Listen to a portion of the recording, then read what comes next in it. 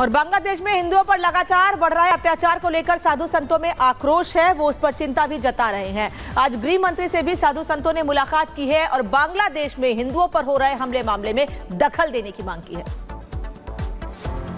तो बता दें आपको कि बांग्लादेश में 5 अगस्त को जब से शेख हसीना ने देश छोड़ा है, देश छोड़ने पर उनको मजबूर किया गया, तब से लगातार हिंदुओं को टारगेट किया जा रहा है। एक तरफ उनको नौकरी से जबरदस्ती निकाला जा रहा है, उनके घरों को जलाया जा रहा है, उनके साथ मारपीट की जा रही है, हत्या की जा रही है उनकी। इसी को लेकर अब देश भर में साधु संतों में आक्रोश और ज्यादा बढ़ता जा रहा है। आज पूरा 1 महीना हो गया है, लेकिन बांग्लादेश में हालात सुधरने का नाम नहीं ले रहे हैं। वहां स्थितियां जस की तस, बल्कि ये कहें कि खराब हो गए हैं हालात तो गलत नहीं होगा, क्योंकि एक तरफ मोहम्मद यूनुस के अंतरिम सरकार के मुखिया बनने के बाद उन्होंने प्रधानमंत्री से बातचीत करके भी, देश के प्रधानमंत्री से बातचीत करके हिंदुओं की रक्षा का आश्वासन दिया था, लेकिन ऐसा कुछ हुआ नहीं।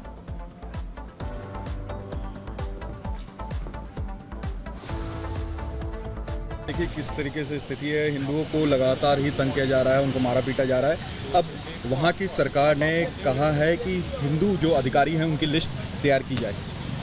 देखिए वहाँ जो कुछ हो रहा है पूरा संत समाज चिंतित है, क्योंकि वहाँ के जो हिंदू हैं तो उनके नागरिक हैं और प्रत्येक सरकार का दायित्व होता है अपने नागरिकों की सुरक्षा करना।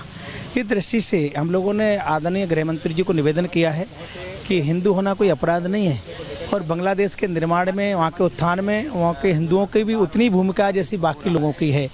हिंदुओं की रक्षा की जाए। माननीय गृह मंत्री ने हमें गंभीरता से सुना, उन्होंने कहा है कि हमारी सरकार पूरी सजग है और हिंदुओं के साथ जो अनाचार प्रारंभ में जो कुछ हुआ अब ऐसा नहीं हो पाएगा। वहाँ की सरकार से वो सतत संपर्क में हैं। पहले वहाँ की सरकार ने आतंकवादियों को जेल से छोड़ा और उसके बाद हिंदू अधिकारियों की लिस्ट तैयार करने को कहा है, क्या कहेंगे आप? अब मैंने कहा ये चिंताजनक स्थिति है। अब चूंकि दूसरा देश है तो कूटनीतिक दृष्टि से कितना दबाव बना सकते हैं। आदरणीय प्रधानमंत्री जी का पूरे देश में इस समय हमारे एक अच्छा बोलबाला है, उनकी सब बात मानते जानते हैं, तो उसका हम प्रभाव का प्रयोग करते हुए हम प्रयास कर रहे हैं कि वहाँ की सरकार दबाव पड़े और हिंदू वहाँ सुरक्षित रहे। जो कुछ हो रहा है वो अमानवीय करते हैं, उसे रोका जाए। तो साधु संतों की जुबानी आपने सुन लिया, जिनका सीधे तौर पर कहना है कि हिंदू होना कोई अपमान या शर्म की बात नहीं है या कोई अपराध नहीं है। वहीं पर अब आपको सुरेंद्र गुप्ता विश्व हिंदू परिषद की तरफ से क्या कुछ कह रहे हैं वो सुनवाते हैं। आप लोग अमित शाह जी से मिलने के लिए गए थे, बांग्लादेश की स्थिति को लेकर के, जो हिंदुओं को लेकर के वहाँ पे स्थिति काफ़ी दयनीय है, क्या बातचीत हुई?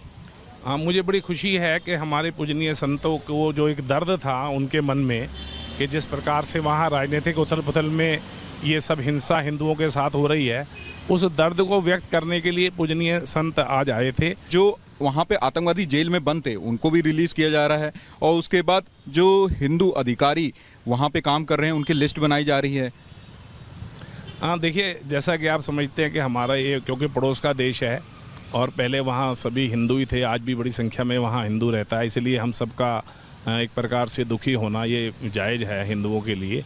लेकिन इसमें केंद्र की सरकार से ज़्यादा जो अंतर्राष्ट्रीय मानवाधिकार संगठन है, यूएनओ है, संयुक्त राष्ट्र संघ है, जो दुनिया में अपने को लोकतंत्र का चौधरी बताता है, ऐसे जो अमेरिका है, उन सब की भूमिका बड़ी संदिग्ध हो रही है, क्योंकि वो कहीं भी इसके ऊपर एक प्रकार की चुप्पी लगाए हुए हैं। इस हिंसा के ऊपर वो कुछ मुखर होकर के बोल नहीं रहे हैं। इसलिए अभी पूजनीय संत यहाँ से मिलने के बाद अभी जो मानवाधिकार संगठन है, संयुक्त राष्ट्र संघ है, वहाँ भी ज्ञापन देने के लिए जा रहे हैं। और भारत में इस मामले पर प्रतिक्रियाएं लगातार बढ़ती जा रही हैं और मांग यही है कि भारत की ओर से बांग्लादेश में बन रहे हालात पर या बने हुए हालात पर दखल दिया जाए। अब स्वामी बालकनाथ गिरी क्या कह रहे हैं इस मामले पर सुन लीजिए।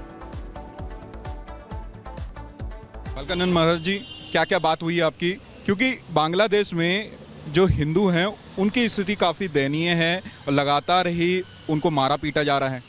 इस समय बांग्लादेश में हिंदुओं का नरसंहार किया जा रहा है और गैर हिंदुओं का भी नरसंहार किया जा रहा है। इस विषय को लेकर के हम लोग आज माननीय गृह मंत्री जी से मिले। माननीय गृह मंत्री जी ने हमारे इस विषय को बड़ी गंभीरता से सुना और बड़ी गंभीरता से इस विषय पर चिंता व्यक्त की और कहा कि भारत सरकार पूर्णतः अपनी चिंता व्यक्त करते हुए इस पर जो भी उचित कार्रवाई कर सकती है, जो भी उचित निर्णय ले सकती है, वो करेगी। लेकिन महिलाओं के साथ भी वहाँ पर लगातार ही अत्याचार किया जा रहा है, मारा पीटा जा रहा है, कई महिलाओं के साथ रेप किया जा रहा है, उसको लेकर के क्या कहेंगे आप? उसको लेकर के हम लोग कहेंगे कि देखिए, सरकार किसी भी देश की हो, उस सरकार को समस्त अपने देशवासियों का ध्यान रखना चाहिए। हिंदू नरसंहार, माताओं पे अत्याचार, बेटियों पे अत्याचार ये करना बहुत ही निंदनीय है। इसको बर्दाश्त नहीं किया जाएगा। भारत का समस्त साधु समाज बहुत दुख व्यक्त करता है और यदि आवश्यकता पड़ेगी तो भारत का साधु समाज वहाँ कूच भी करेगा। आपने देखा कि कुछ लोगों को सरकारी नौकरी से भी बेदखल किया जा रहा था, जबरदस्ती की जा रही थी कि आप इस्तीफा दें, और अब वहाँ के अधिकारी जो हिंदू अधिकारी है उनकी भी लिस्ट बनाई जा रही है, उसको लेके क्या कहें? देखिए, जो वहाँ लिस्ट बनाई जा रही है वो बहुत ही निंदनीय है। सरकार को ऐसा नहीं करना चाहिए। सरकार सबकी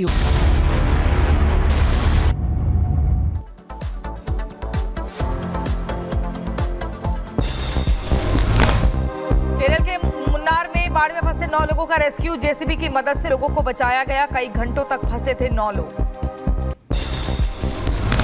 गुरुग्राम में भी बारिश के बाद बाढ़, सड़कें हुई जलमग्न। खराब मौसम के कारण लोगों को आवाजाही में परेशानी। वाराणसी में बाढ़ से बुरा हाल, गंगा किनारे रहने को मजबूर हुए पुजारी। लोगों की मदद में जुटा प्रशासन।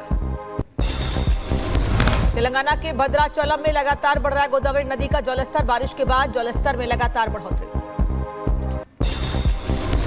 जोधपुर में भी दिखा मूसलाधार बारिश का असर। खराब मौसम के कारण उड़ान संचालन बाधित रहा।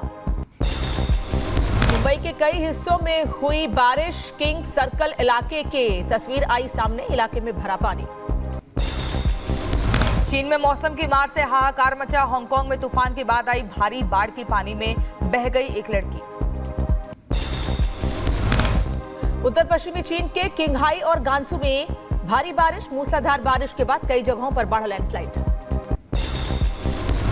फ्रांस में भारी बारिश से बाढ़ जैसे हालात, सड़कें बनी दरिया, डूबी नजर आई गाड़ियां। उत्तर प्रदेश के कौशाम्बी में भेड़ियों का आतंक। भेड़िए ने 3 लोगों पर किया हमला। इलाके में दहशत, लोगों ने एक जंगली जानवर को मार गिराया। यूपी के बहराइच में इंसान नहीं मिलने पर बकरी ने भेड़िए को निशाना बनाया। एक ही रात 3 हमलों से दहशत में आए लोग। उत्तर प्रदेश के कौशाम्बी में भेड़िए ने युवक पर किया हमला। गांव के लोगों ने भेड़िए को पीट कर मौत के घाट उतारा। यूपी के लखीमपुर खीरी में बाघ से इलाके में दहशत। खेतों में दिखे बाघ के पैरों के निशान। बाघ के गांव के अंदर घुसने की आशंका। बहराइच में एक बार फिर दिखा आदमखोर जंगली जानवर। बीच सड़क पर बैठे नजर आया आदमखोर। बहराइच में आदमखोर का आतंक जारी। लोगों को वन विभाग के कर्मचारी कर रहे जागरूक। पुलिस भी लगातार कर रही पेट्रोलिंग। लोग लाठी डंडा लेकर दे रहे पहरा। उत्तर प्रदेश के सीतापुर में भेड़िए का आतंक जारी। एक मवेशी को किया घायल। ग्रामीणों के शोर मचाने के बाद मौके से भागा भेड़िया। सीतापुर में बाघ को पकड़ने के लिए लगाए गए 2 पिंजरे। बाघ के आतंक की वजह से लोगों का घरों से निकलना मुश्किल हुआ। लखीमपुर खीरी में फिर दिखे बाघ के पैरों के निशान। अब तक 4 लोगों पर किया है हमला। बाघ को पकड़ने के प्रयास में जुटी वन विभाग की टीम।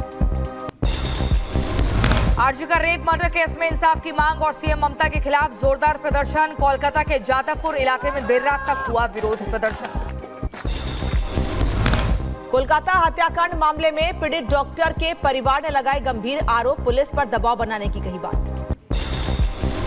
शुभेंदु अधिकारी ने वीडियो ट्वीट कर टीएमसी पर साधा निशाना। कहा, टीएमसी के गुंडों द्वारा प्रदर्शनकारियों पर हमला निंदनीय है। बीजेपी नेता अमित मालवीय ने ट्वीट कर बंगाल सरकार और पुलिस पर साधा निशाना। कहा, थोड़ी सी शर्म है तो ममता बनर्जी और कोलकाता पुलिस कमिश्नर इस्तीफा दे दें।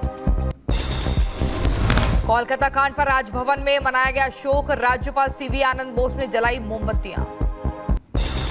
सिंगापुर के संसद में पीएम मोदी का जोरदार स्वागत। दोनों देशों के बीच प्रतिनिधिमंडल स्तर की वार्ता। पीएम को दिया गया गार्ड ऑफ ऑनर।